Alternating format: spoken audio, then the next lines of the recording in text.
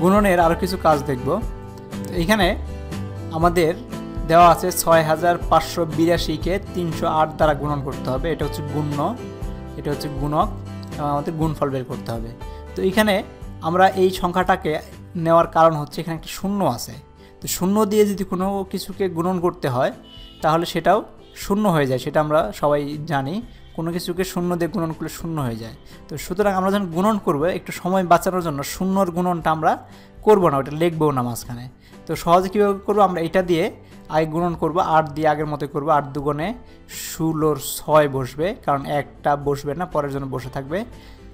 8 8 64 64, আর আমাদের আগে ছিল 1, তো আমাদের হয়ে গেল 65। তো এখানে 65-র এই 5 বসবে আর 6টা রয়ে যাবে। আর হচ্ছে 5 8 40 40, আর আগে 6 রয়ে গেছে, ওটার সাথে যোগ হয়ে যাবে 6 40। তার মানে এখানে 6 বসবে, এটা 6 চলে গেলে 4 থাকবে। 6 8 48, তার মানে এটা যোগ করে দেবো আমরা আগের যে রয়ে গেছে 4 সেটার সাথে। হয়ে গেল 12 52। তো 52টা আমরা ডাইরেক্টলি লিখে ফেলতে পারি, কারণ আমাদের আর কিছু বাকি নাই গুণন করার। সুতরাং আমরা 52টা লিখে ফেলবো। এইখানে যেহেতু শূন্য আছে আমরা পরের লাইনটা আর লিখব না। তো এখন ডাইরেক্টলি 3 দ্বারা গুণন করব। 3 দ্বারা গুণন করলে আমাদের কোথা শুরু করতে হবে লেখা, আমরা আগেই জেনেছি। আমরা যে স্থান থেকে, যে স্থানের অঙ্ক দিয়ে গুণন করতেছি সেই স্থান থেকে শুরু করতে হবে। তার মানে তৃতীয় স্থান থেকে শুরু করতে হবে। এইটা শুরু হবে তৃতীয় স্থান, এইখান থেকে। 3 দুগুণে 6 লিখব এইখানে, আর 3 8 24-এর 4 লিখব এখানে, হাতে 2 রয়ে যাবে, 2 এখানে রয়ে গেল। 3 5 15, আর 2 হচ্ছে আমাদের 17। 17-র আমরা ডান সাইডে এটা লিখব 7, 1 রয়ে গেল। 3 6 18, হাতে 1 রয়ে গেছিলো এখানে, ওটার সাথে যোগ করে দেব 19, তার মানে এখানে হবে 19। এখন যদি আমরা ডাইরেক্টলি যোগ করে দেই তাহলেই আমাদের অঙ্কটা হয়ে যাবে। একটা লাইন আমাদের বাদ ফেলে দিলাম।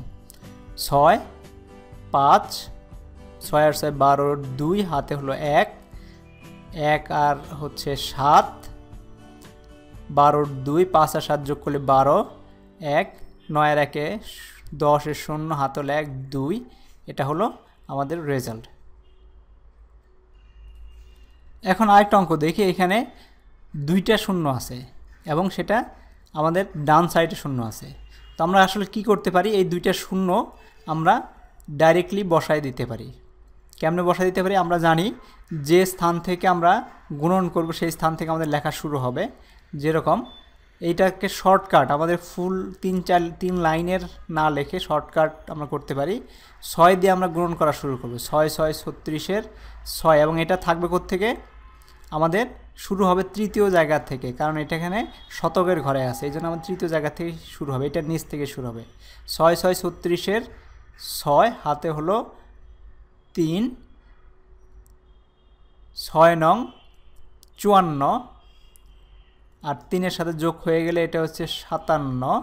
তো এখানে বসবে আমাদের 7, আর 5টা রয়ে গেল। 3 6 18, 18 আর 5 হচ্ছে 23, 23-এর 3টা বসবে, 2টা রয়ে গেল। 3 6 7 42, তার মানে 44 হয়ে গেল আগের 2-এর সাথে যোগ হয়ে। 44টা আমরা এখানে ডাইরেক্টলি বসাই দিতে পারি। যেহেতু আমরা এখানে তৃতীয় ঘর থেকে শুরু করছি এবং 2টা শূন্যর জন্য শিফট করে আসছি, এই জন্য আমাদের 2টা শূন্য এখানে বসাই দিতে হবে। তো এই দিলে আমাদের আর যোগ করার দরকার নাই, কারণ এই যে শূন্যগুলো ছিল সেই শূন্যগুলো আমরা এখানে ডাইরেক্টলি বসায় দেব। এভাবে আমরা খুব দ্রুত গুণন করতে পারি।